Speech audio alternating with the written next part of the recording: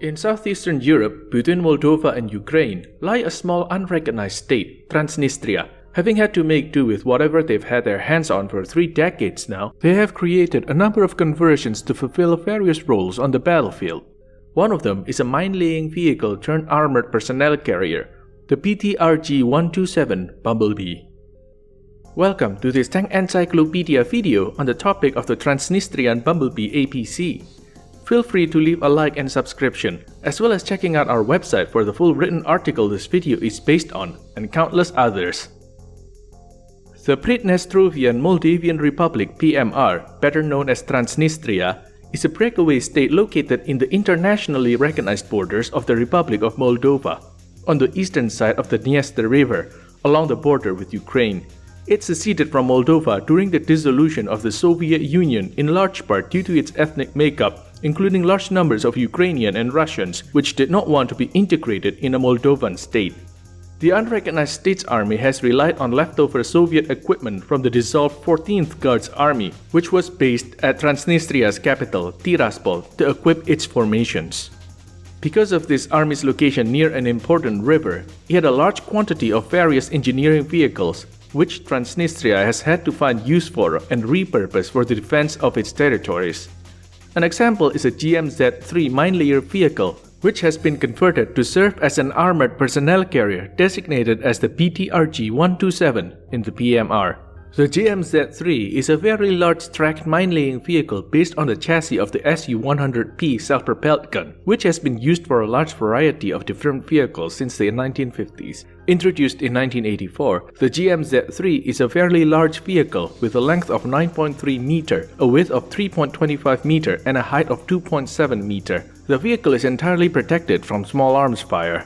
The vehicle weighs 28.5 tons and is powered by a B59U 382 horsepower V12 liquid-cooled diesel engine located to the front of the vehicle. The GMZ-3 is able to reach a maximum speed of 60 km per hour on roads. It uses 7 Starfish-style road wheels with a front drive sprocket and a rear idler. The vehicle has a crew of 3 with a driver, commander, and engineer or mine specialist.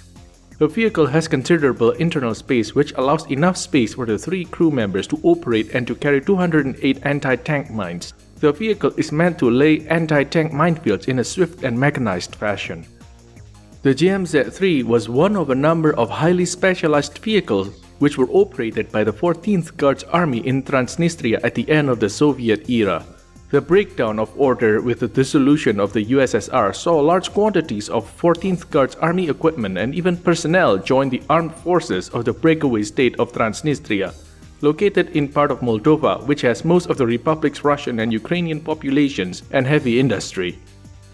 The GMZ-3 was used as an improvised armored personnel carrier during the 1990-1992 conflict in Transnistria, with at least one vehicle used in this fashion by the Transnistrian armed forces destroyed by Moldovan troops. However, considerable numbers of GMZ-3s remain in Transnistria after the war. For some other engineering vehicles, the Transnistrian army, which had no need for such specialized vehicle, could easily find other uses without deeply transforming the vehicle. The small and multi-purpose GTMU could lend itself to being a decent prime mover without any modifications, for example. The same could not be said of the much bigger GMZ-3, which had been designed with the sole task of mine-laying.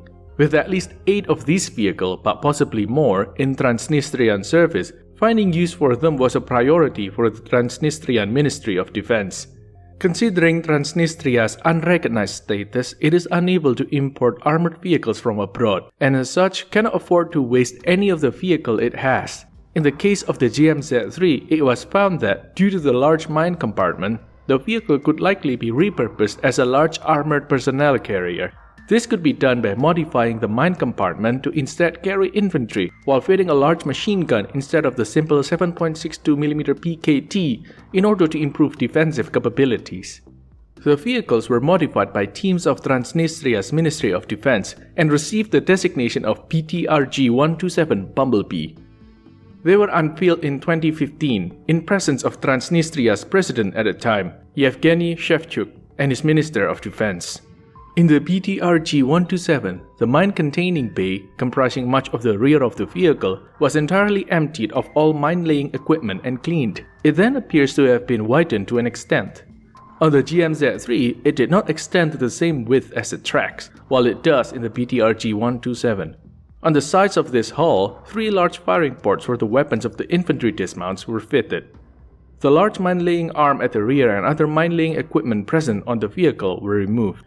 A rear door which opens to the right was installed on the vehicle. Whilst the door appears fairly decently sized for an armored personnel carrier door, it only allows for 1 soldier to exit at a time, and its opening position, which rests against the rear hull of the vehicle, does not grant any protection to the infantry dismounts when exiting the vehicle. There are no known photographs or videos of the interior of a BTRG-127, but the fairly large size of the vehicle means there likely is some considerable internal space available for benches, stowage, and equipment for an infantry squad.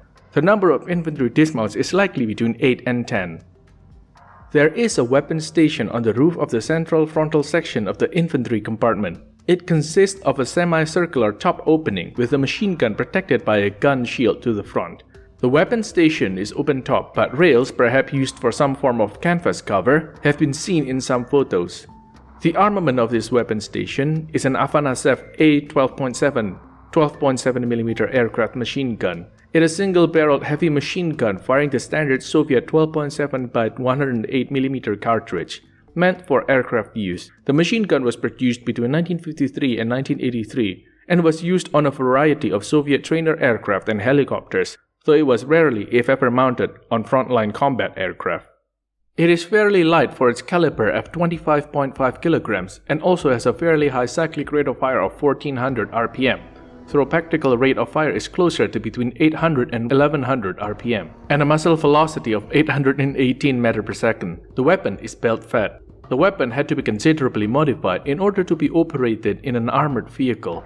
The original weapon, meant for aircraft use, did not feature a classic hand-operated trigger, and a mount that featured one had to be created to fit the machine gun in the BTRG-127. The choice of this machine gun instead of more common Soviet machine guns, such as the 12.7mm DHHK or DHHK-M or NSVT, or the 14.5mm KPV may appear curious. The likely explanation may be the availability of large amounts of these machine guns being stored in a former depot used by the Soviet Air Force in Transnistrian territory, and little use being able to be found for these aircraft machine guns in the past. The resulting BTRG-127 is a fairly large armored personnel carrier, and while it is hard to estimate its weight, considering the GMZ-3 was 28.5 tons, it is unlikely the BTRG-127 is any lighter than around 25 tons at best. The crew perhaps remained at 3, with a driver, commander, and a gunner, though the gunner's role may be fulfilled by one of the infantry dismounts, of which there are likely 8 to 10. The driver retains the same forward position located below the weapons station on the BTRG-127. Armor protection is unlikely to protect against anything more powerful than small arms fire, with the vehicle likely being vulnerable to even heavy machine guns and any weapon with armor-piercing capabilities. As such, considering the large size of the vehicle, it would likely be highly vulnerable in any battlefield or conflict. There have been efforts to camouflage the BTRG-127 during some training exercises, including using the rails around the weapon station to mount foliage. But whether such a large vehicle could be camouflaged with any effectiveness in operations is quite uncertain. Nonetheless, the conversion likely still makes sense for the needs of the Transnistrian armed forces. Transnistria is only able to field a fairly small military force, and as such, the need for the highly specialized vehicles which serve the Soviet army is lost on Transnistria. Even with their faults, the BTRG-127 grant the Transnistrian army more tracked vehicles with limited amounts of firepower to carry infantry with, complementing the fleet of BMP and BTRs also in service of the Republic, whereas little to no use would likely have been found for the GMZ-3 otherwise. The BTRG-127, while it may seem and likely is a vehicle with limited capacities and many weaknesses, remains an interesting piece of hardware. Out of all the various modifications and upgrades which have been carried out in Transnistria, it is likely one of the most extreme, including much more complex and extensive modification on the base vehicle than what have been observed on the Pribor 1 MLRS or GTMU fire support vehicle, for example. The vehicles are likely to continue existing as long as Transnistria does. The small unrecognized state has long called for annexation by Russia and is known to have a severe economic and demographic decline, which raises the question of its viability as an independent entity in the future. But as long as Transnistria remains independent and needs an armed force to defend itself, it is unlikely to phase out any of the relatively few armored vehicles it has been able to get its hands on. This concludes Tank Encyclopedia's video on the BTRG-127 Bumblebee. We hope you liked it. Don't forget to check our website and our Patreon. And until next time, keep us in your sights. They have created a number of conversions to fulfill various roles on the battlefield.